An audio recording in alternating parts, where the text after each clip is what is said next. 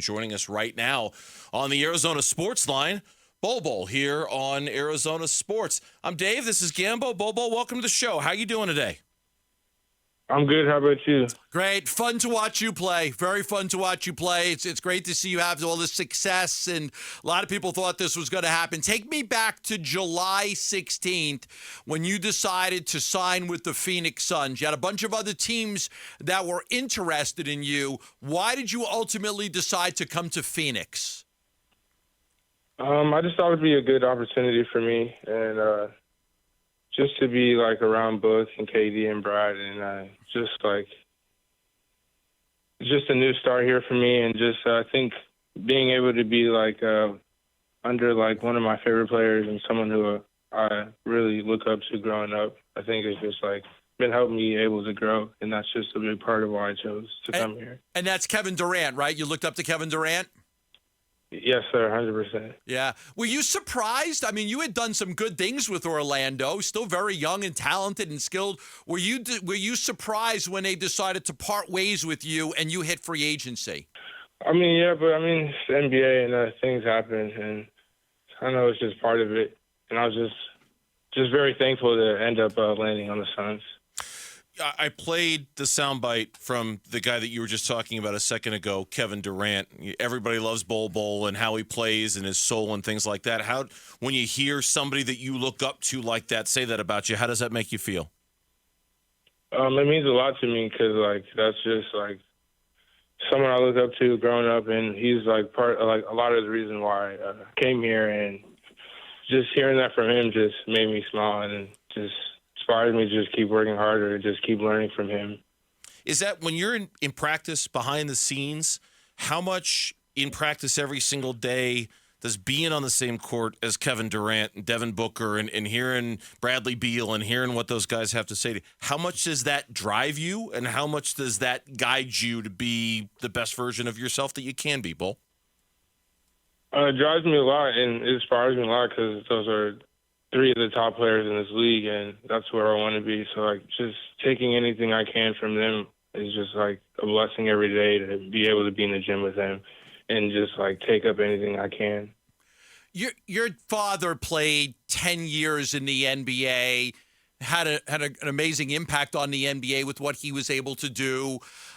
What did you learn from him? I know you looked up to Kevin Durant, but what did you learn from your father growing up about the game of basketball?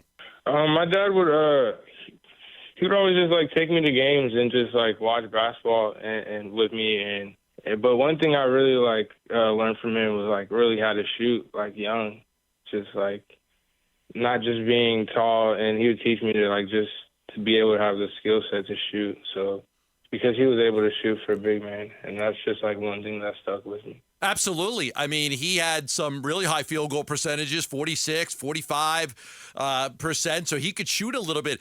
The shot blocking, your dad was always known as the shot blocker, and obviously with the size that you and even your father had, you know, you would think it comes natural. But is there an art to it? Is there, it's not just, is it something that comes natural, or is it something you really have to work on to be a great shot blocker? I think some of it's like naturally gifted, like me, like, having my length, of course, so that gives me, like, an advantage. But definitely a lot of it is, like, skill because, like, you still have to be able to time and, like, still have to be in position and not get a foul. So, like, there's still other things to it.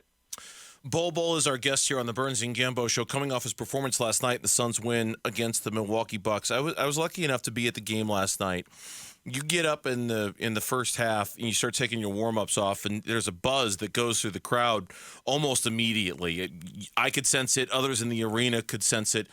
Can you sense that when you come into a game, when you're at home, and how does that kind of fuel you when you're on the floor to be the best version of yourself?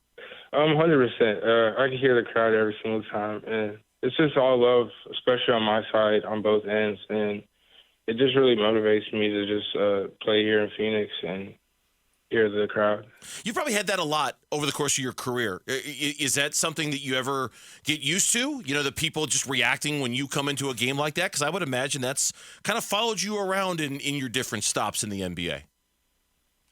Yeah, but I will say I think it's a lot louder here. I think the fan base is a lot louder here. So. Yeah, it can get loud. They like you here a little bit more. Okay, I can see that. Yeah. I hear a little bit more for sure. I was at a lot of games early in the season when you weren't playing, and the Suns would get up big. They would start chanting, Bol, Bol, Bol, Bol. They wanted you in the game, and at that point, Frank wasn't really using you yet. I mean, did you notice that as well, that early in the season, the fans were chanting for you, hoping that you would get in the game in the final minutes of the fourth quarter? Oh, yeah, of course. I'd always hear the fans from the start of the season until now. Like, even when I wasn't playing, like, the end of the games. Even, like, if I make a shot or anything, like, it'll get a lot louder. Like, I always appreciate the fans. It's a big lift to the whole team, too. Not just the fans and you, but the team gets a big lift from you coming in and playing well. You know, when the Suns signed you, one of the things I had heard was that they wanted to work with you. They thought that you had a lot of skill and a big ceiling, that you could be so much better, and they wanted to work with you a little bit. And it wasn't until New Year's Day against Portland where you really got your first chance at extended minutes. And from that point forward, you have been terrific. You had 11 points and 9 rebounds on that New Year's Day game against Portland. You followed that up with 14 points against the Clippers on 6 of 7 shooting. Take me back to the Portland game when you got that first opportunity to play. What do you remember about that? I actually got talked to. The game before that was the Orlando game, but I didn't end up getting in. And then the next game, he came up to me and told me I'd play. And pretty much I just was just trying to bring as much energy and just do what I can and play within the team and just play as hard as I can and just let everything do itself. And I feel like that's been working for me. Was it hard the first, 6, 7 weeks of the season to sit and watch and not play? How do you keep yourself motivated and ready to play when you're not getting that opportunity?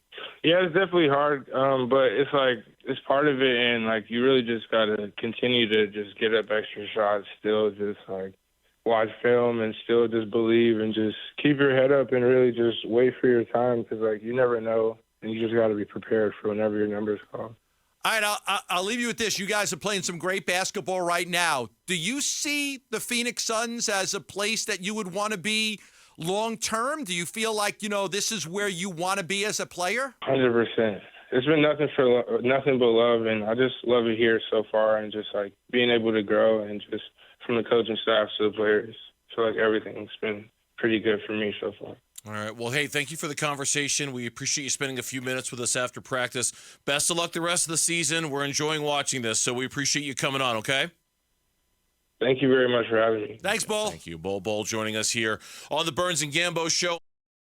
Thanks for watching Burns Gambo. Click to see more from the guys and hit the button in the middle to subscribe so you never miss a video from Arizona sports.